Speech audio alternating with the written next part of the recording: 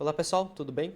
Eu me chamo Gabriel Heron, eu estou aqui junto com a minha equipe para apresentar um trabalho sobre teoria dos conjuntos, ok?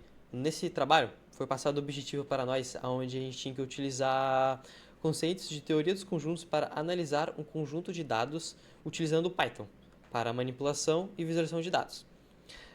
Primeiro, a gente tinha que decidir em qual tabela utilizar, né?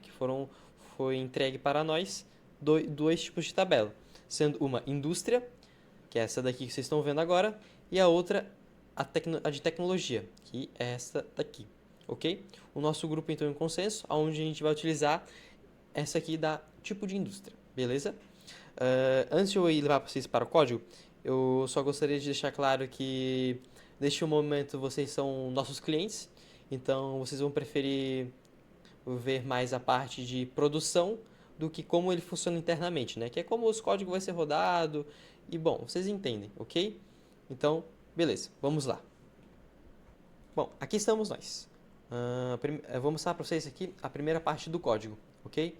Então, a primeira parte do código, como vocês podem estar vendo aqui, são as bibliotecas que vamos utilizar. Bom, essas bibliotecas são responsáveis pela principal coisa, que é a geração de manipular tabelas de dados, como pandas, essa daqui, a math, não sei como seria isso, mas acho que é matplotlib, que é para poder gerar os gráficos, que junto dela já vem junto o que? A matplotlib underline vem, que é para poder estar gerando os gráficos de vem para vocês, ok? E também a gente utilizou uma outra que se chama Unicode Data, que é para tratar com acentos, maiúsculos e minúsculas, com palavras. Por causa que, dependendo da resposta como vocês cliente entregar, como tem aqui Rio Grande do Sul, eu posso digitar Rio Grande do Sul minúsculo ou, por exemplo, São Paulo sem esse acento aqui no A, ok? Bom, já pulando para a próxima parte, que vem logo depois das bibliotecas, são a base de dados, que é aqui que a gente cria a tabela que vai estar os dados salvos, que é aquela que eu mostrei lá para vocês no início, ok? Que é esta daqui, onde existe o estado, que eu não sei onde é que são todos os estados, São Paulo, Minas Gerais, Rio de Janeiro, Rio Grande do Sul, e assim vai até Amazonas. E também tem o que existe em cada uma, né? Que são as automobilísticas, a textil e a petroquímica. A textil dessa forma aqui, porque todos os estados têm a indústria textil. Então, em vez de estar sendo dessa forma aqui, como você está vendo nessa forma de... Como eu posso explicar para vocês? Que vocês vão entender melhor. Como gavetas, que é cada informação gravada em papelada, vamos dizer, né? Que tem um papel atrás um do outro. Só que aqui, por ser textil, ser todas, a gente só fez um sim vezes 10. Que é a mesma coisa do que isso aqui, praticamente. Do que a gente precisa fazer assim, né? Sim, sim, sim, sim, sim. Ok? Beleza. Pulando para a próxima parte, é a parte de converter o dicionário para uma tabela DataFrame do Panda, onde vocês vão estar vendo futuramente, ok? Bom, vamos começar aqui com a parte top, né? Que é o que vocês vão estar vendo quase sempre, que é a parte de criação dos conjuntos, que cada indústria vai virar um conjunto, que é um set, ou seja, um agrupamento de estados que tem aquela indústria. Aqui temos a A, que vai ser a automobilística, a B, que é a textil, a C, que é a petroquímica, e o U, que é o universo, que são todos os estados, ok? E para deixar mais limpo, a gente vai também poder utilizar siglas, que vocês vão ver que quando vocês acertarem as respostas, em vez de estar gerando o diagrama de Venn com números ou o nome completo, vai estar gerando com as siglas, sendo São Paulo SP, Minas Gerais MG, Rio de Janeiro RJ, até em diante, até Amazonas AM, certo?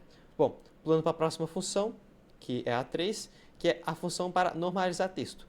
Essa função serve para não dar erro quando o usuário digitar sem acento ou em minúsculo. Exemplo, São Paulo, São Paulo, com acento aqui. Que foi o que eu expliquei aqui para vocês, né? Que era essa biblioteca aqui. Beleza? Bom, aqui já começa algo mais top, que é a função de pergunta, que é o quiz, que é o que vocês vão estar recebendo ali para vocês quando a gente estiver rodando o código.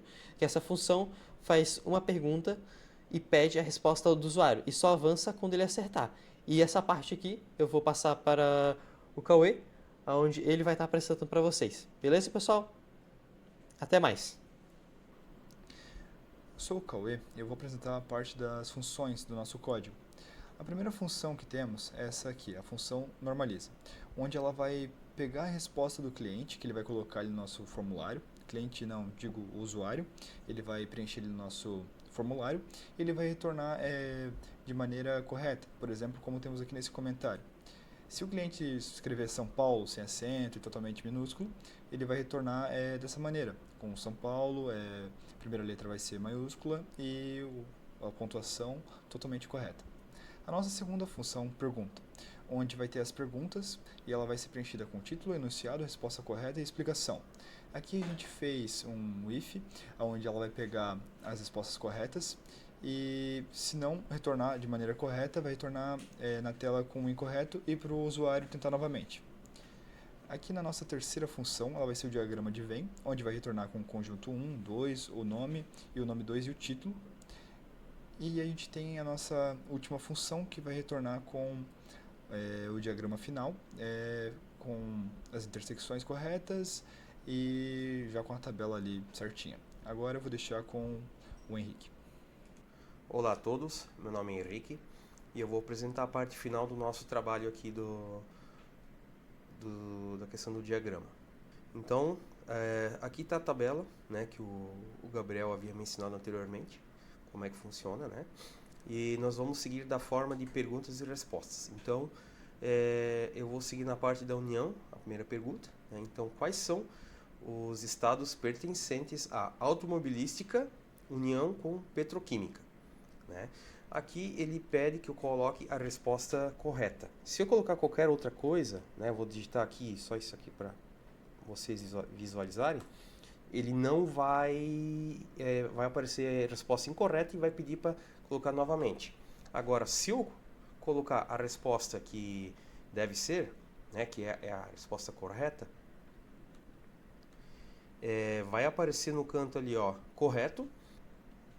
Agora eu vou apresentar para vocês como que fica o diagrama da união de A com C. No setor automobilística, né? Então fica Minas Gerais, Pernambuco e Paraná, né? Petroquímica, Amazonas e Rio de Janeiro. E a união com os dois, Bahia, Rio Grande do Sul e São Paulo. Agora a intersecção. Então seria quais estados pertencem à automobilística intersecção com têxtil.